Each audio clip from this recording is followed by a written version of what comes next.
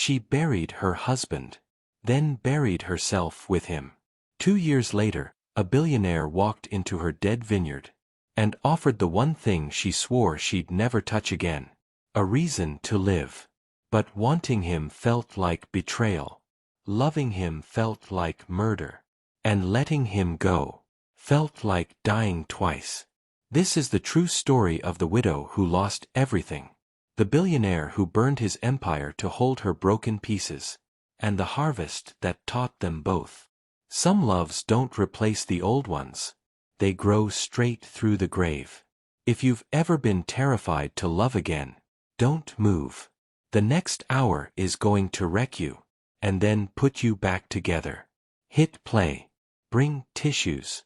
You're not ready. The sky over Napa was the color of a ripe peach when Camille Renee Brooks stepped out of her dented pickup and stared at rows of withered vines that used to be her whole world. 2 years ago this land had been green and loud with laughter. Now the leaves hung brown and curled like clenched fists. The bank letter in her back pocket said 30 days until foreclosure. She was 34, widowed, childless, and watching the last piece of Darius slip away. She knelt between the rows, pressed her palm to the cracked earth, and whispered the same thing she'd whispered every morning since the funeral. "I'm trying, baby. I'm still trying." That was when the sleek black Range Rover rolled up the gravel drive, kicking dust into the sunrise. Grayson Whitlock had come to buy failing vineyards. He'd bought 3 already this season, but he hadn't expected the woman kneeling in the dirt to look like someone had carved heartbreak across her collarbones. She stood slowly, wiped her hands on faded jeans, and met his eyes without flinching. "You're on private property," she said, voice low and smoky, the kind of voice that used to sing jazz on Friday nights at the little tasting room that no longer opened. "I know," Grayson answered. "I'm the reason the bank sent that letter." Her shoulders stiffened. "Then you wasted a trip. Brooks Ridge isn't for sale." He glanced at the dead vines, then back at her. "Everything's for sale, Camille. Question is the price." She laughed once, sharp, humorless. "You know my name." "I know a lot. I know your husband planted every vine here with his own hands. I know the accident was on Highway 29. I know you haven't harvested a single grape since." Something dangerous flashed across her face. She took one step closer. "Get off my land, mister." "Whitlock. Grayson Whitlock." He didn't move. "And I'm not here to steal it. I'm here to save it." She studied him for a long beat, tall, sunbrowned even though he probably never worked outside, wearing a watch that cost more than her truck. 38 looked good on him, damn it. "Save it how?" she finally asked. "Darius's rootstock is legendary. I want to graft it onto my new hybrids. If it works, it could change Cabernet forever. I'll fund the replanting, the labor, the water rights, everything. You keep the deed. You keep the name. I just want the grapes." Camille folded her arms. "And what do you want from me?" He met her eyes. "A chance to prove I'm not the villain you think I am." Silence stretched between them, thick as valley fog. She should have told him no. Should have told him to take his billions and leave. Instead she heard herself say, "Come back tomorrow morning. 6 sharp.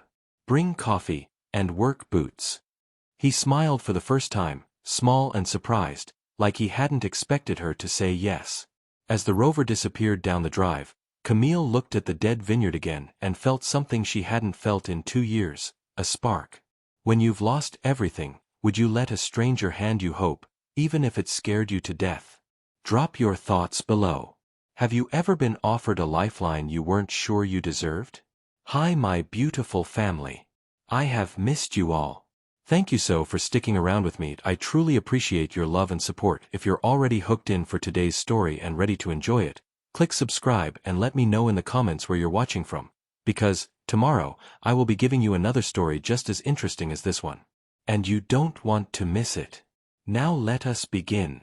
5:59 a.m. and the valley still smelled like night. Grayson stepped out of the Rover holding 2 paper cups from Model Bakery, and a pair of broken-in Red Wings he'd bought yesterday just for this. He hadn't slept. He'd written instead. Camille was already in the rows, sleeves rolled high, curls twisted up with a pencil, moving between the vines like she was checking pulses. She didn't look up when his boots crunched gravel. "You're early," she said. "Figured you'd dock my pay if I was late." That earned the tiniest twitch at the corner of her mouth. She took the coffee, black, 2 sugars, without asking how he knew. Their fingers brushed. Neither pulled away fast enough. They worked without talking for the first hour, ripping out dead cordons, hauling them to the burn pile. Grayson's expensive watch disappeared under dirt in 10 minutes. Sweat darkened the back of his shirt. Camille watched from the corner of her eye and hated how good competence looked on him. When the sun finally cleared the Mayacamas, she leaned on her shovel. "Time for truth, Whitlock. Why are you really here? Nobody risks 8 figures on sentiment." He wiped his forehead with the hem of his t-shirt, revealing a flash of stomach she absolutely did not stare at. Then he reached into his back pocket and pulled out a folded piece of heavy cream paper, edges soft like it had been read 1,000 times. "I was at your husband's celebration of life," he said quietly. Camille froze. "I for her. The one you read from the stage. I was in the back. You probably didn't see me." She remembered that night in fragments. Too many people, gardenias choking the air, her voice cracking on the last line Darius had written for her on their 5th anniversary. Grayson unfolded the paper. His own handwriting, not Darius's. "I wrote this on the drive home," he said. "Never showed it to anyone. Until now. He didn't offer it yet. Just held it between them like a confession." "I don't do this," he said. "I buy companies, not feelings. But I heard you read his words and I don't know. Something broke open. So when I found out the bank was circling this place, I told myself it was business. Good rootstock. Smart investment." His laugh was rough. "Lie I've been telling for 2 years." Camille's heart punched against her ribs. She reached out and took the page. "You kept singing after the music stopped. And the whole valley leaned in to listen. I have vineyards that never sleep. But none of them know how to miss someone. Teach me." The last 2 words were underlined twice, ink bled like tears. She looked up. Grayson's eyes were steady, but his hands shook just enough for her to notice. "I'm not asking you to forget him," he said, voice raw. "I'm asking if there's room for one more song." The shovel slipped from her fingers and clattered against the dry earth. For the first time in 2 years, Camille cried in front of another human being. Ugly, shoulder-shaking sobs that tore out of her like vines ripping free from stone. Grayson didn't move to hold her. He just stood there, letting her decide the distance. When the storm passed, she wiped her face with the sleeve of his borrowed work shirt she hadn't realized she was wearing. "You're insane," she whispered. "Probably. You could buy 10 vineyards that don't come with this much baggage." "I don't want 10. He finally stepped closer, close enough she could smell coffee and sweat and possibility. "I want this one. With you in it." Camille looked at the poem still crushed in her fist, then at the man who'd written it. "Day's not over," she said, voice husky from crying. "We've got 28 acres of dead dreams to bury. You still in?" He smiled, slow, real, a little terrified. "All the way." As they turned back to the vines, shoulders brushing, the sun climbed higher and something shifted in the soil. Not fixed. Not yet. But no longer entirely dead. When was the last time someone saw all your sharp edges and still asked to bleed with you? Tell me in the comments, have you ever been offered a love that felt too dangerous to touch? They worked until the sky bled purple and the valley lights flickered on like low stars. Grayson's palms were blistered raw, Camille's curls had surrendered to the heat, and neither of them had spoken in 2 hours. Words felt too small now. She finally dropped her pruning shears. "Come with me." He followed her past the silent farmhouse, past the barn, to the old tasting room that hadn't opened since the accident. She shoved the sliding door, It groaned like it resented being woken up.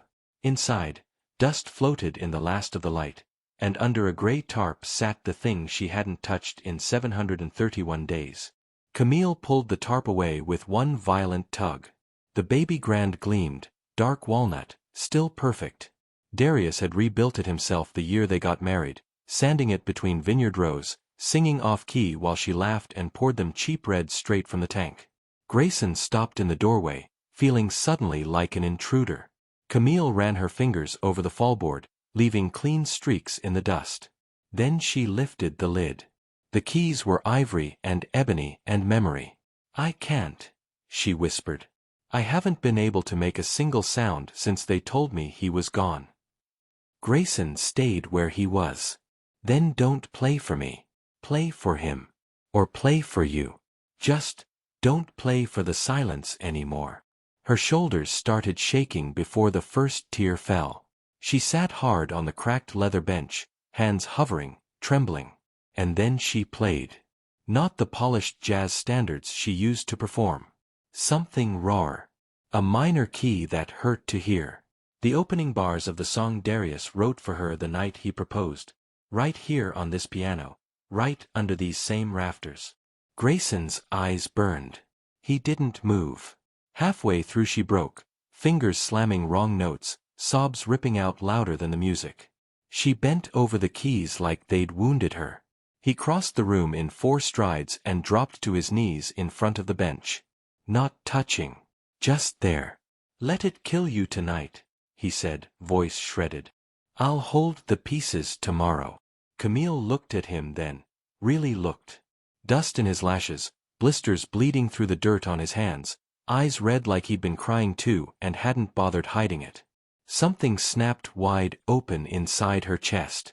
She slid off the bench, right into the sawdust and the dark, and crashed into him. Arms around his neck, face buried against his throat, holding on like he was the only solid thing left on earth. Grayson wrapped her up so tight her ribs creaked, one hand cradling the back of her head, the other pressed between her shoulder blades like he could absorb the grief straight out of her spine. They stayed like that, kneeling in front of a piano that finally spoke again, while the last note hung in the rafters and refused to die. When the shaking slowed, she didn't let go. She tilted her head just enough to feel his pulse against her lips. "Grayson," she breathed. It sounded like a prayer and a warning. "I'm still here," he whispered back. "Not going anywhere." The space between them shrank to nothing. Foreheads touching. Breath mingling. Tears mixing where their cheeks brushed. Then Camille did the thing that terrified her most in the world. She kissed him. Not soft. Not sweet. A desperate, open-mouthed claim, salt and sorrow and 2 years of starvation. Grayson made a broken sound and kissed her back like a man who'd been drowning for years and finally found air. Hands slid into hair, gripped shirts, pulled closer until there was no space left for ghosts. When they finally broke apart, gasping, her forehead still against his, she laughed once, wet, stunned, alive. "I hate you for this," she said. "I know," he answered, thumb tracing her bottom lip. "Hate me all you want. Just don't stop." Outside, the moon rose silver over the vineyard that wasn't dead anymore. When's the last time you let somebody hold you while you fell completely apart, and discovered you didn't shatter alone? Tell me below, have you ever kissed someone who tasted like forgiveness you weren't ready to give? The next 7 days were torture disguised as progress. They worked from dawn past dark, replanting, irrigating, grafting the first of Grayson's hybrids onto Darius's stubborn old rootstock. They moved around each other like magnets wrapped in barbed wire, close enough to feel the pull, far enough to bleed. Camille cooked for him once, shrimp and grits at 2 a.m. because neither could sleep. They ate on the porch steps, knees almost touching, talking about soil pH and bud break like the piano kiss never happened. Grayson caught her singing while she tied vines, low and husky, and had to walk 3 rows away just to breathe. On the 4th night he found her asleep in the barn loft, curled on an old blanket surrounded by seed catalogs. Moonlight through the slats painted silver bars across her face. He stood there too long, fists clenched in his pockets, then draped his jacket over her and left before she woke up. By day 7 the new vines were in the ground, tiny green promises against the brown.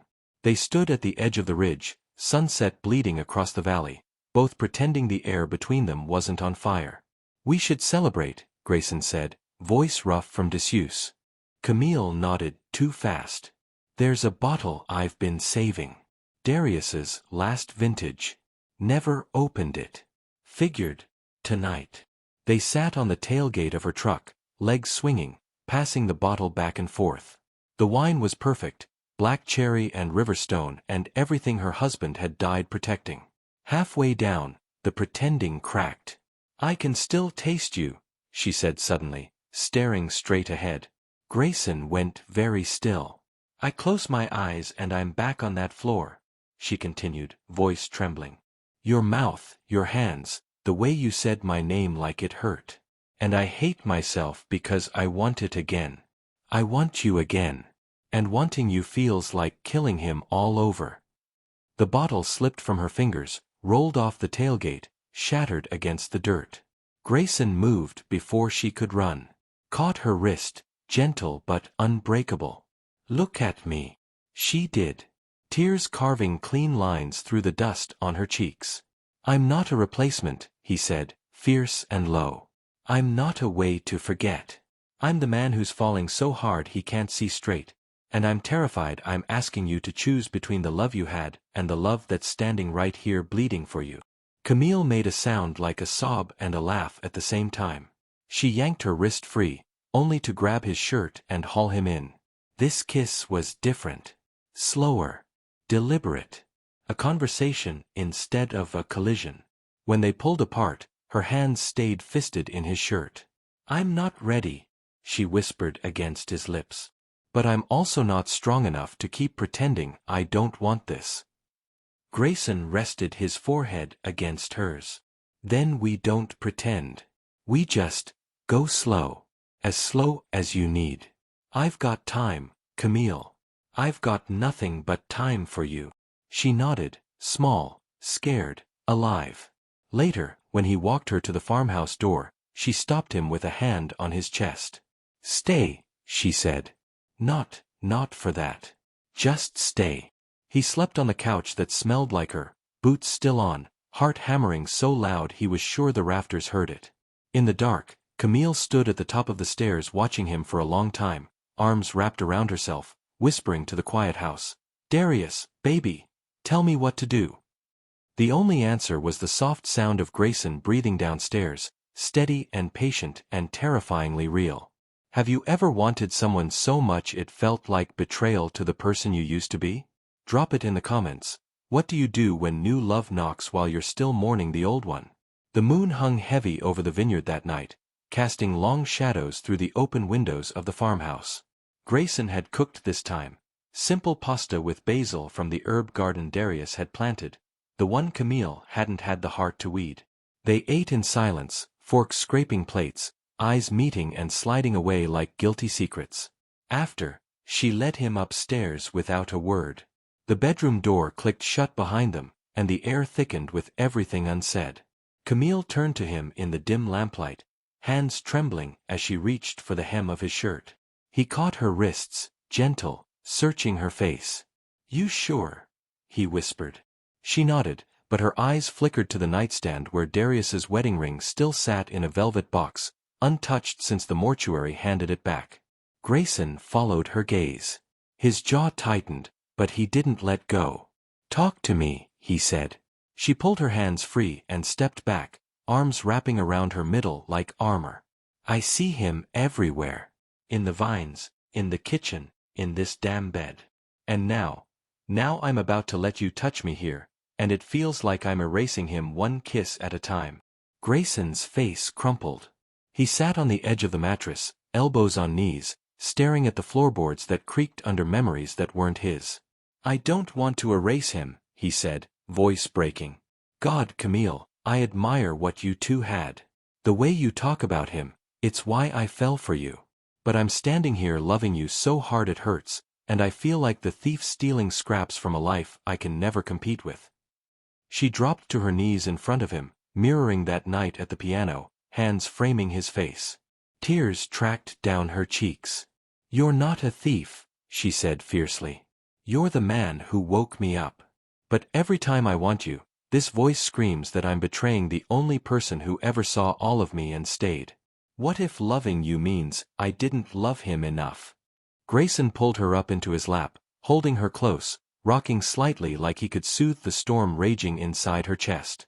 "Then we carry him with us," he murmured into her hair. "We don't forget. We build around the ache. But Camille, if you tell me to leave right now, I will. I'll sleep on that couch forever if that's what you need." She shook her head, fingers digging into his shoulders. "I don't want you to leave. I want you to make me forget just enough to breathe again." Their kiss started slow, tentative, laced with salt from her tears. Clothes came off in whispers, his shirt over her head, her jeans sliding down with hands that shook. When he laid her back against the sheets that still faintly smelled like the lavender soap Darius loved, she froze for a heartbeat, eyes squeezing shut. "I'm sorry," she whispered, to Grayson, to the empty side of the bed, to the man who wasn't coming back. Grayson paused above her, weight on his elbows, thumb brushing her cheek.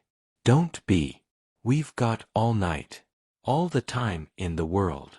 But time felt like an enemy as they moved together. Slow, reverent, bodies learning each other like fragile maps.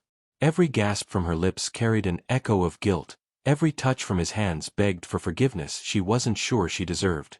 When release finally shattered through her, she cried out Darius's name first, in her mind, not out loud, but the silence after felt like a confession. They lay tangled afterward, her head on his chest, his fingers tracing lazy circles on her back. No words. Just the sound of hearts beating out of sync, trying to find rhythm. In the dark, Camille stared at the ceiling beams and whispered to the ghosts, "Forgive me." Grayson's arm tightened around her, like he'd heard. When guilt wraps around your desire like thorns, how do you reach for love without drawing blood? Share in the comments. Has grief ever made you question if new joy was worth the price of old pain? Jade Brooks arrived at noon on a Saturday that already felt like a held breath. Grayson was on a ladder pruning high canes when the silver Camry kicked up dust on the gravel. Camille dropped her hose and wiped her hands on her jeans a dozen times, nerves jumping under her skin. Jade stepped out in navy scrubs, hair in neat sisterlocks, eyes sharp enough to cut glass. 31 going on 50. She hugged Camille so hard it hurt, then held her at arm's length and studied her face like a chart. "You look alive," Jade said, voice soft with wonder and suspicion. "That's new." Camille's laugh cracked.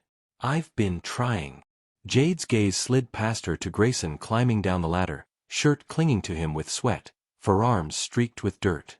He offered a polite smile and a hand. "Grayson Whitlock. Pleasure to finally meet you." Jade shook it once, firm, assessing.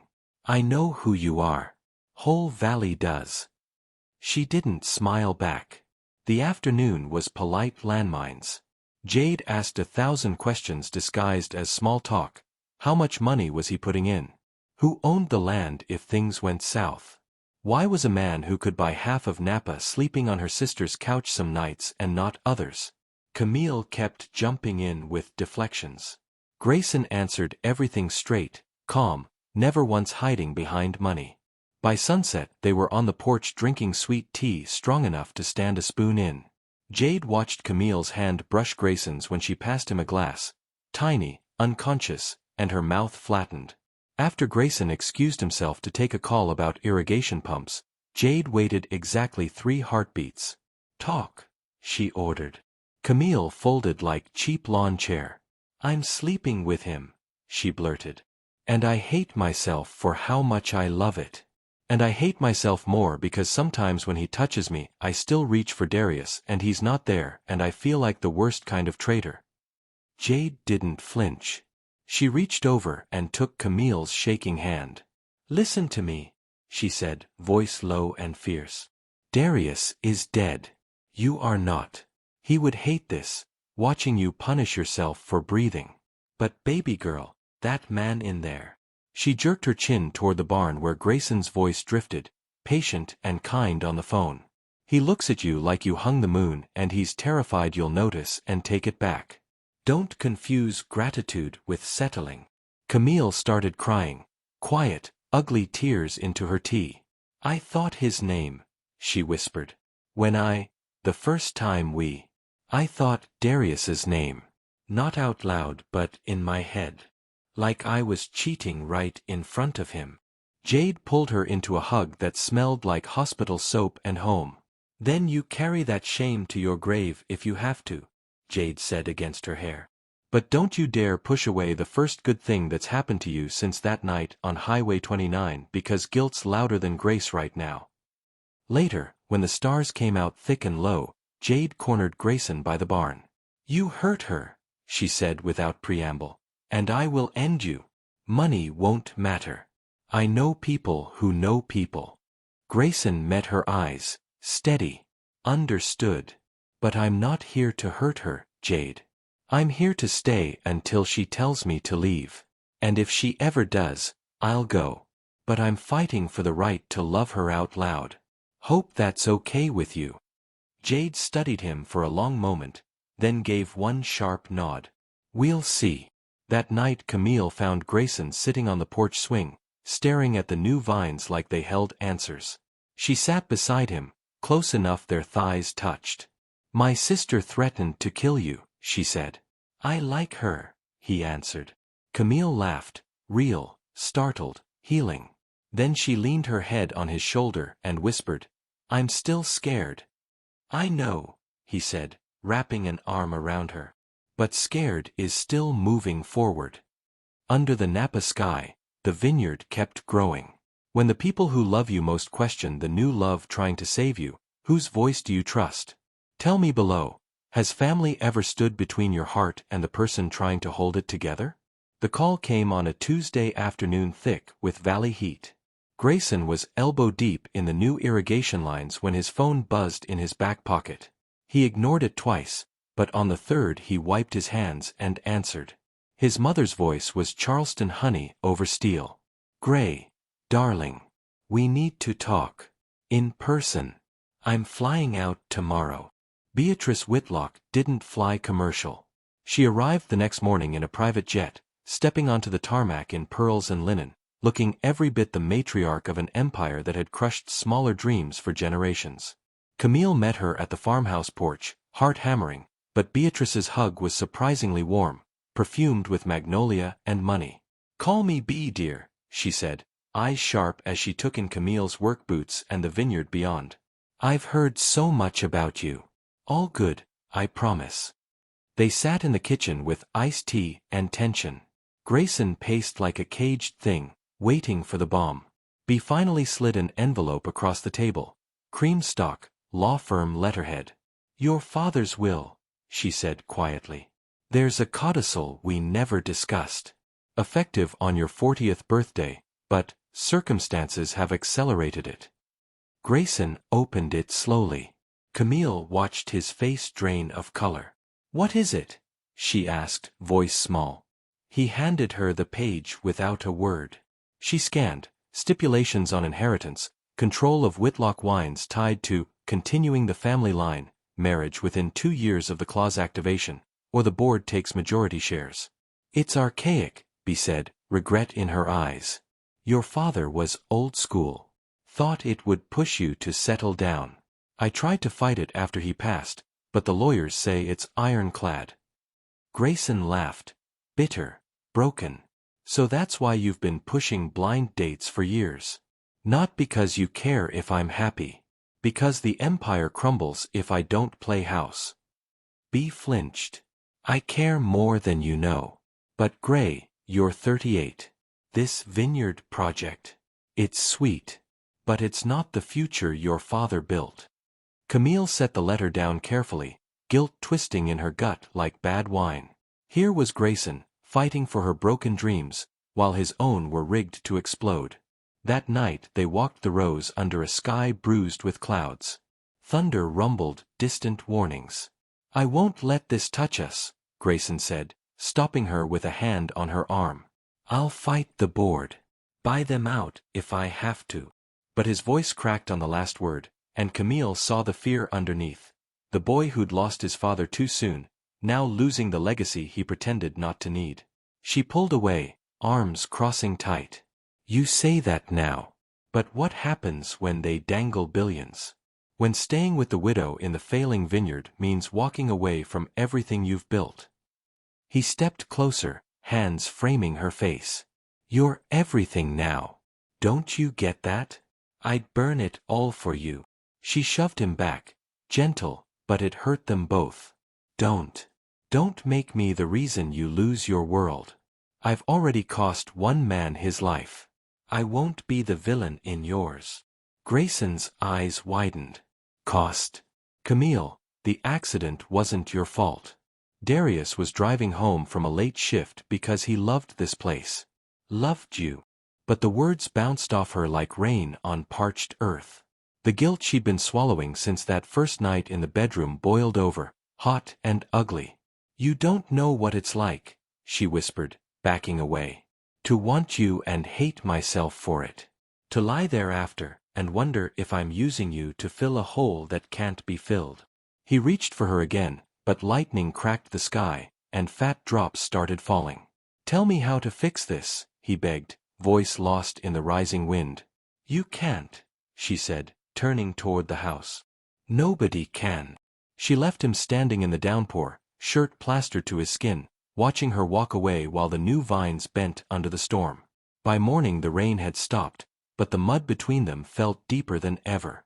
When family legacies collide with the love you fought for, do you cling tighter or let the storm wash it clean? Hit the comments. Has an inheritance or old family rule ever threatened to drown a relationship you weren't ready to lose? The storm left the valley washed clean and cruelly bright. Grayson hadn't come inside all night. Camille found him at dawn in the tasting room, sitting at the piano bench, head in his hands, the lid closed like a coffin. She stopped in the doorway, heart already cracking. We need to end this, she said, voice flat from hours of rehearsing the words. He looked up. Eyes bloodshot, jaw shadowed. No. Grayson. No, he stood so fast the bench scraped back. I'm not letting some dead man's contract and your guilt rip us apart. We fight this together. There is no together. The words exploded out of her, 2 years of grief sharpened into a blade. You think love fixes foreclosure letters and wills and the fact that every time you touch me, I still smell his skin on the sheets? He flinched like she'd slapped him. She kept going, couldn't stop. You want truth. The first time we slept together, when you were inside me, when I came apart, do you know whose name was in my head? Darius. Not yours. Never yours. I closed my eyes and pretended it was him because I'm too much of a coward to let you love the woman I am now. The silence that followed was louder than thunder. Grayson's face went white, then red, then something hollowed out and ancient. He took one step back. 2. Until the piano stopped him. You thought of him. His voice cracked in half. While I was trying to put you back together, you were somewhere else. With him. Tears blurred her vision. I'm sorry. Don't. He held up a hand like a shield. Don't you dare apologize for loving your husband. But God, Camille. I deserved to know I was making love to a ghost. He turned, shoulders shaking, and slammed both palms down on the closed lid. The piano groaned, a wounded sound. I have spent every day since I met you trying to earn a place, he rasped. Digging in your dirt, bleeding in your rose, holding you while you cried for another man. And I would have kept doing it. Forever. Because I thought if I loved you hard enough, you'd look at me one day and see me. Not the billionaire. Not the savior. Just Grayson. He faced her again, tears cutting clean tracks through the dust on his cheeks. But I can't compete with a dead man who already had your whole heart. And I won't ask you to shrink what you had with him to make room for what's left of me. Camille's knees buckled. She sank to the floor right there in the doorway. I don't know how to stop loving him, she sobbed. And I don't know how to start loving you without feeling like I'm murdering him all over again. Grayson crossed the room in 3 strides and crouched in front of her, not touching, just close enough to catch her if she fell further. Then stop trying to stop, he said, voice raw and steady at once. Love him every day for the rest of your life.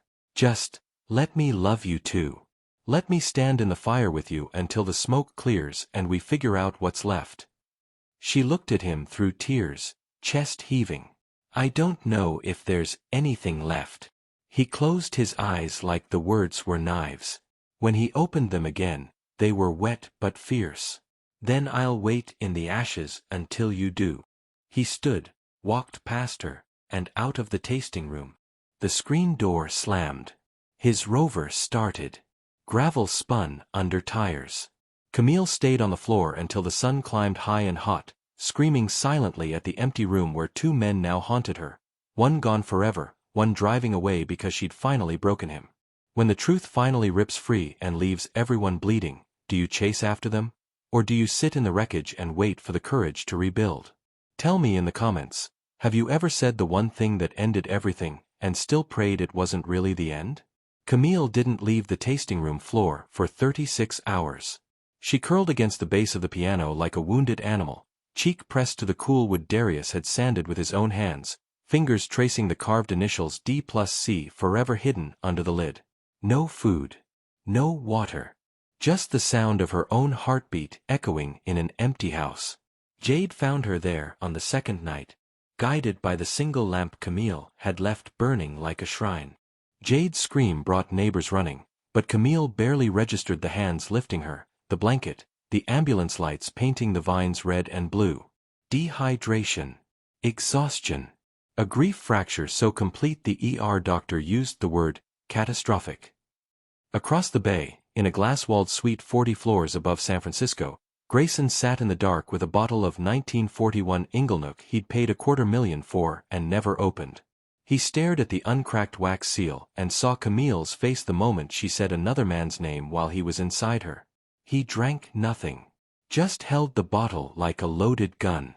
His phone lit up every few minutes, missed calls from his mother, his lawyers, Jade. He let them all die. At 3:17 a.m. he opened the safe, took out the original copy of his father's will, and fed it page by page into the suite's fireplace. The flames 8 centuries of Whitlock legacy while he watched with dead eyes. By dawn he'd made 2 calls. First to his board, effective immediately, I'm stepping down as chairman. Do whatever the hell you want with the company. Second to his pilot. Fuel the jet. We're flying to France tonight. Tell no one. Then he wrote one line on hotel stationery, folded it small, and slipped it into the pocket of the work shirt Camille had once borrowed, the one he still hadn't washed because it smelled like her. He left the shirt on the bed, the note hidden inside, and walked out. Back in Napa, Jade sat beside Camille's hospital bed holding her hand while machines beeped a slow, steady dirge. He's gone, Camille whispered when she finally woke, voice shredded. I killed us both. Jade's eyes filled, but her grip stayed iron. Then we bury the dead, baby girl. And we figure out how to live with the ghosts. Outside the window, the vineyard stretched green and merciless under a perfect spring sky, every vine alive because of the man who'd just burned his empire and vanished. Camille turned her face to the wall and let the silence swallow her whole. When you finally break the person who was holding all your pieces together, is there any way back? Or do you just learn to live with the blood on your hands? Tell me in the comments, if you can still type through the tears, have you ever been so lost in grief you destroyed the one thing trying to save you? 3 days after the hospital discharge, Camille sat on the farmhouse porch wrapped in a blanket that still carried faint traces of Grayson's cologne, wood smoke and citrus, mocking her with every breath. The vineyard mocked her too, rose bursting with new leaves, the grafts taking hold like nothing had shattered. Jade hovered inside, brewing tea and fielding calls from worried neighbors, but Camille heard none of it. Her world had narrowed to the gravel drive, empty now, where his Rover used to park. She hadn't cried since waking up in that sterile bed. The tears were gone, replaced by a hollow ache that pulsed like a missing limb. Every vine she looked at screamed his name. Every silence echoed the slam of that tasting room door. Jade finally came out, thrusting a folded work shirt into her hands. This was delivered an hour ago. From some hotel in the city. No note on the outside. Camille's fingers trembled as she unfolded it, the same shirt she'd worn that first workday, stiff with dried dirt and memories. Something rustled in the pocket.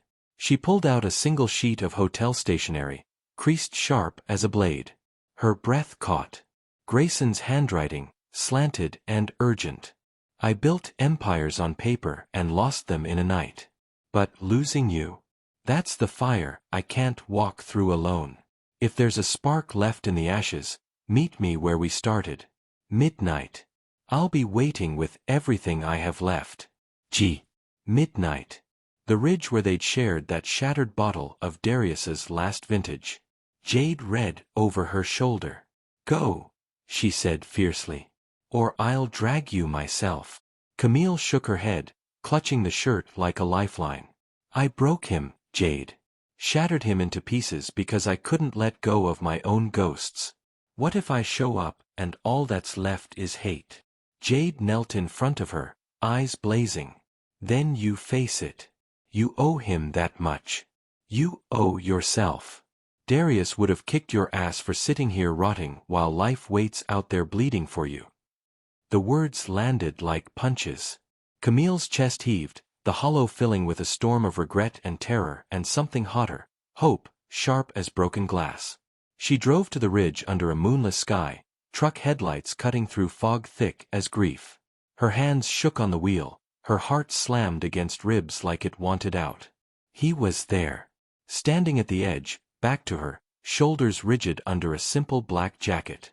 No Rover, just a rented pickup, humble and wrong. The engine died. Silence rushed in. Grayson, she whispered, stepping out. He turned slow, face gaunt in the headlights, eyes shadowed with 3 days of hell. No smile. No warmth. Just raw, exposed want. You came, he said, voice gravel rough. She nodded, words stuck in her throat. He took one step closer. I resigned the board. Sold my shares. Whitlock Wines is someone else's problem now. My mother's disowning me in slow motion. I've got a ticket to Bordeaux in my pocket, start over anonymous, work the fields like a nobody. Camille's knees nearly buckled. You burned it all? For you. Yes. His laugh was bitter, broken. But then I realized I was running just like you. Hiding behind money I don't have anymore, pretending it fixes the hole you ripped in me. Tears burned her eyes. I never meant. You did. He closed the distance, stopping inches away, heat radiating off him like fever. You meant every word. And it gutted me. Left me hollowed out, staring at a bottle I couldn't drink because it tasted like goodbye. She reached for him then, fingers grazing his chest. He caught her wrist, held it there, pulse to pulse. But here's the truth I couldn't fly away from, he rasped, voice cracking open. I love you anyway. The messy, guilty, ghost-haunted you. The you who calls another man's name in the dark and still reaches for me in the light. I love the widow who fights every kiss like a war. Because fighting means you're alive. And alive is what I've been chasing since I heard you sing his words 2 years ago. Camille sobbed once, deep, wrenching, and collapsed against him. He wrapped her up so tight she couldn't tell whose tremors were whose. I'm so scared, she gasped into his neck. Scared I'll never love you the way you deserve. Scared Darius is watching and hating me for wanting this. Grayson pulled back just enough to frame her face, thumbs wiping tears that kept falling. Then be scared with me. We'll carry him together.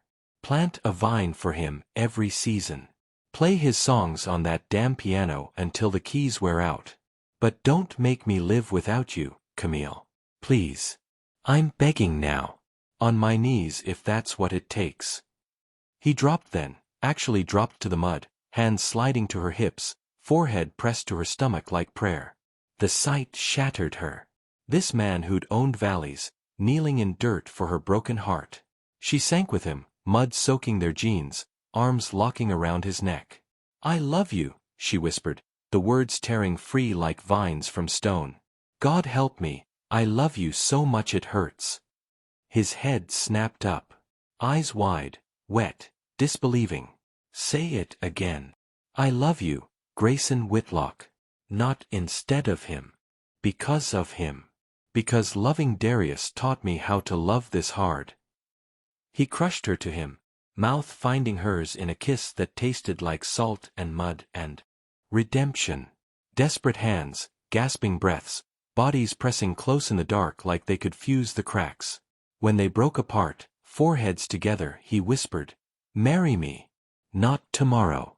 Not for papers or empires. Marry me because we're both too broken to do this alone anymore." She laughed through tears, wild, free. "Ask me proper. When we're not covered in mud." He grinned then, first real smile in days, lighting the night. Deal. They stayed there until dawn painted the ridge gold, holding each other while the vineyard below whispered promises. When the person you broke kneels in the dirt and begs for your shattered heart, do you finally let the fear burn away, or do you run from the fire one last time?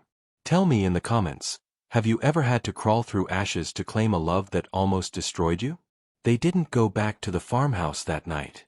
Instead they drove to the highest point of Brooks Ridge, parked the rented pickup sideways across the rows, and spread a blanket between the newest vines, the ones grafted from Darius's rootstock onto Grayson's hybrids.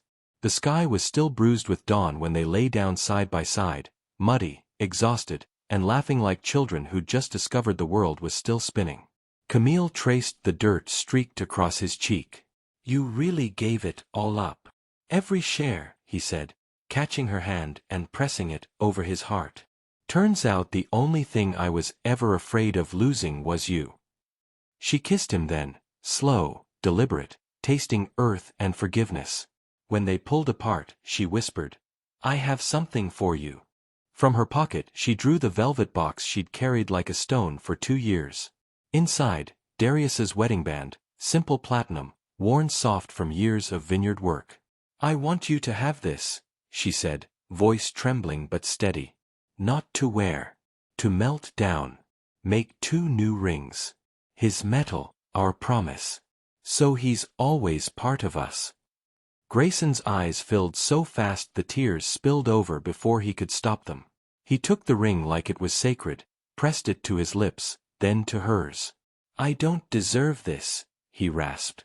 "You deserve everything," she answered. "Because you stayed when any sane man would have run." They made love right there between the rows, sun rising gold over their joined bodies, no ghosts this time, just breath and skin and the quiet miracle of choosing each other.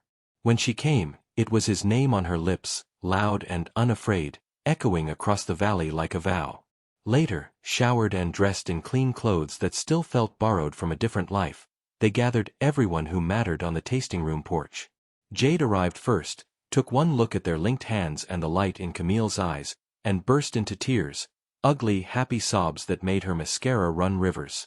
Beatrice Whitlock flew in on the same jet that had once carried ultimatums.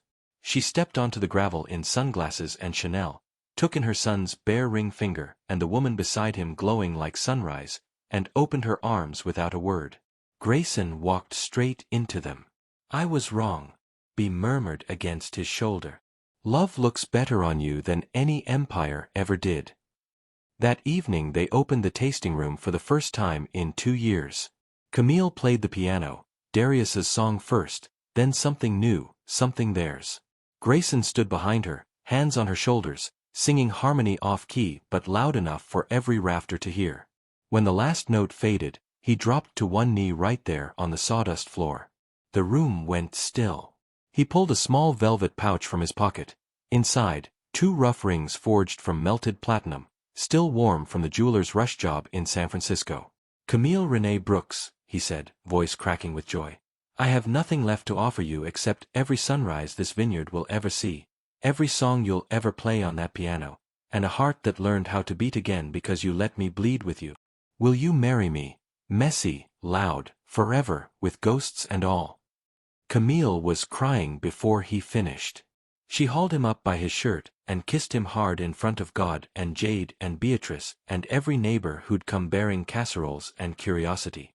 "Yes," She laughed against his mouth. 1,000 times yes. He slid the larger ring onto her finger. Simple, imperfect, perfect. She slipped the smaller one onto his, and the platinum caught the lantern light like it was remembering how to shine. Jade hooped. Beatrice dabbed her eyes with a monogrammed handkerchief. Someone popped champagne that tasted like new beginnings. Outside, the vines stretched toward a sky turning rose gold, roots tangled deep with old love and new, holding fast. When you finally say yes to the love that saw every crack and stayed anyway, does the whole world feel lighter? Or does it just feel like coming home? Tell me below. Have you ever put a ring on a finger that once belonged to grief and watched it turn into joy? Harvest came early that year, the grapes swelling fat and purple under a sky that finally felt kind. They married at dawn on the ridge where everything had broken and begun again. No tents. No planners. Just rows of vines heavy with fruit, lanterns strung between the trellises, and every person who'd ever loved either of them standing barefoot in the dirt. Camille walked the aisle alone at first, until Jade pressed Darius's old work hat into her hands. She set it gently on the wooden table at the front, right beside a single bottle of the new vintage labeled simply D+C+G. Then Jade took her arm the rest of the way. Grayson waited under an arch woven from the very vines they'd grafted together, eyes already red because he'd cried when he saw her in her mother's rebuilt lace dress, curls loose and wild, ring glinting on her finger like captured starlight. Jade officiated, license rushed through by a cousin who worked at the county clerk. She kept it short because nobody could breathe anyway. "Repeat after me," she said, voice cracking with joy. Grayson first, hands trembling around Camille's. "I choose you today, Camille Renee. I choose the woman who taught me that love isn't about erasing the past, it's about making room. I vow to wake up every morning and earn the space beside you, beside him, beside every memory that made you who you are. With these vines as my witness, I'm yours, till the last grape falls." Camille's turn. Tears fell freely now, splashing onto the dirt that had held all their tears before. "Grayson, you found me when I was dead in the ground and loved me back to life. I vow to love you out loud, in the daylight, in the storms, in the quiet nights when the ghosts come. I vow to sing for you, fight for you, grow old and gray and stubborn right here with you. You are my second song, and my last." They kissed before Jade even said the words. A kiss that tasted like coffee and champagne and salt and sunrise. The small crowd erupted, Beatrice sobbing into a lace handkerchief, neighbors hollering, somebody's uncle firing a shotgun into the air for tradition.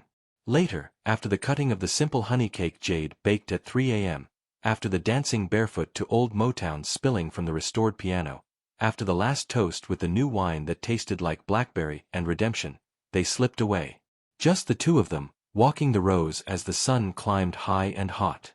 Grayson stopped between the oldest vines and the newest grafts, pulled her close. "Listen," he whispered. She did. Birds. Bees drunk on nectar. The soft creak of wood swelling with sugar. And underneath it all, the quiet, steady heartbeat of the land saying thank you. Camille pressed her palm to the earth, then to his chest. "We did it," she breathed. "We grew something new without killing what was." He kissed her knuckles, then her ring, then her mouth, slow, reverent, forever. "Welcome home, Mrs. Whitlock Brooks." She laughed, bright and free. "Welcome home, Mr. Brooks Whitlock." And somewhere in the breeze, if you listened close enough, you could almost hear Darius smiling. 10 years later. The tasting room stays open late on Fridays. Camille still plays, voice richer now, laugh lines framing eyes that finally sparkle more than they ache. Grayson pours the wines, tells visitors the story of the vintage named Second Song, and how it only exists because two broken people decided love was bigger than grief. Their daughter, Darcy Renee, 7 years old, curls and mischief and her daddy's gray eyes, runs between the tables begging for sips of grape juice while their son, Elijah Grayson, 4, already trying to drive the tractor, sleeps on a blanket under the piano. Every harvest they plant one new vine in the exact spot where a man once knelt in the mud and begged for a future. And every night, when the lanterns dim and the valley goes quiet, Camille and Grayson stand on the porch, hands linked, rings catching starlight, two hearts that learned how to beat in harmony with a ghost who never really left. Love doesn't replace love. Sometimes it just makes the chorus bigger. When you look back at the worst moment of your life and realize it was the doorway to your best, do you cry, do you laugh, or do you just hold tighter to the person who walked through the fire with you? Drop your favorite moment below. I read every single comment with my whole heart. Now go kiss somebody who stayed when leaving would have been easier. This one's for all of us who thought forever was over, until it began again. Thank you for watching this story to the end. If you enjoyed this story, you will surely love the next one. It's as crazier and more intriguing as you can ever imagine. So do check it out. Click on the image showing on your screen right now to watch the next one.